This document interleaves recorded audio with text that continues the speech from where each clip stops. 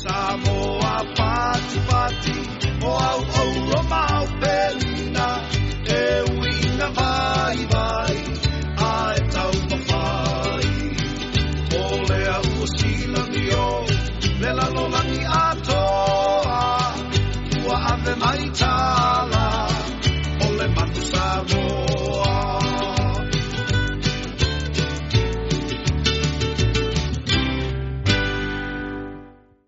O le atoa pea ia i ule whanua ma malai o toa.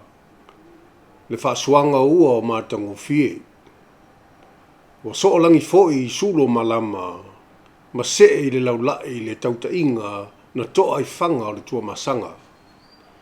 Wa ngā foa le ata o whanai pupula, ma tofu ola le malanga ina ua ifo le aso le tupu. O te whaatula watu i le tapuaiga mau o le paia mau o lunga si o tatou Atunu'U Samoa. O paia wha le Malo a wā le fio o lau afioga i le amalu o le Mālō ma lau Iosefo. Le fio o le sui o le fono o le sui tofia, ai meise le paia o le tawhatolu o le Mālō tu to tasi o Samoa. O paia wha le Atunu'u a wā a inga matama, o tama maainga whapea le usonga tu mua ma pule ono i salafai. Ai a le whaafafonga tāpua i mai a le afionga i le kovana ma le whainga Mālō tutuila ma manua. O pa ia wā sua ma le vai whanua. E tu au ma la taua sa ole ma sa le au mua ma le lau niu na sailua. Ha fio le whaatui ma to o le motu ma upu ia oe le manua tele. Ai a le pale o le talo le lei, a wā le tapuaiga i tai o e kālesia i se ese, ma le nofua whaawhiangainga i so o se whata whaitaulanga o le Atunu'u, o le atua, o le whaavae, o lo tātou Mālō tutotasi. Whapea foi o na whaapai atu i le tapuaiga a le pai o le Atunu'u, o lo oe ma papa ao i so o se tafa o le neikelope. Wha Mālō le soifua lau le lei ma le langi mama. Ia vi ia le tua i lo nā lofa tu noa o lo lango ma lui nai pea la tātou wholanga.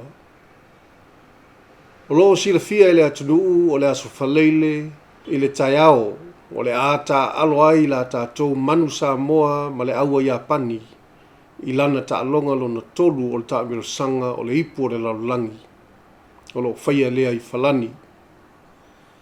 E vea iau nei, pa sui o le tātou Mālō, i lana afioga le tamaita i Palemia, le kapeneta, ma Samoa atoa, ma tau te momoli atu whaamanuyanga i le tātou au filifilia.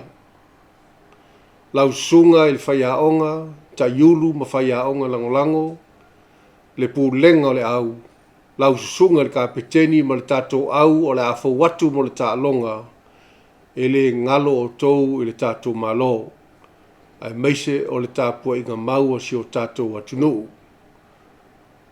Ma tau te tali tonu, o so se taalonga i le tāmilisanga le nei o le ipo le laulangi, e le whaingo fie, a wā e le ai lava se au e alo ta mala i ai, ma e fia manu Mālō uma lava au ta alo.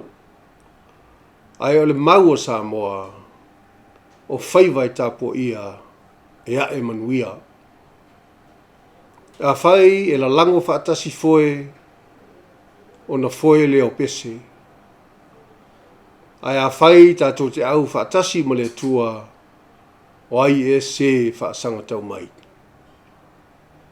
O le te talo o le tātou Mālō ma le Atunu'u, ia whaatele e le atua o tau loto, ia sautua lasi lo o tou mataalia, ma whaau popo lo o tou malosi, ma le poto e whaatino ai le tālonga, ai sili le tā alo whaatau sala, ma whaamoe moe mea uma i le atua. Ia pongi sā o tou tino, a ia malama o tou wala uma, ia whaatāmatane, ia maule to vai, ma ia loto te tele i le li.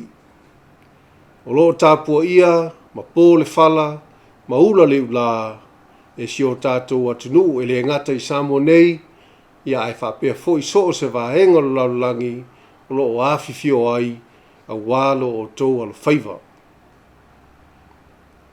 O la mātou te talo, i manuia la au tau ta longa. O tau māmana. O alo whaanga, ma whamonianga mai lo tatou Mālō, ma si o tatou Atunu'U atoa, soifua mai manuia. Ta alofa lava Samoa. This week on Friday morning, our Manu Samoa will play its third game of the Rugby World Cup Championship against Japan's Cherry Blossoms in France. I wish to use this opportunity to convey our Manu Samoa team best wishes for a successful match on behalf of the government and people of Samoa. To the head coach and coaching team, the team's administration, the captain and the team that has been selected to play Japan, you are all in our prayers. God is the source of your strength, wisdom and knowledge. Let us continue to lean on him and be of good courage, for he is our stronghold. If God is with us, who can be against us? Let true sportsmanship prevail, and may you continue to journey in unity and in faith. We want you to know your country stands united in support of their beloved Manu Samoa. We look forward to watching the match and cheer you from home. May you have a great game and God bless you all. Soifua mai manuia.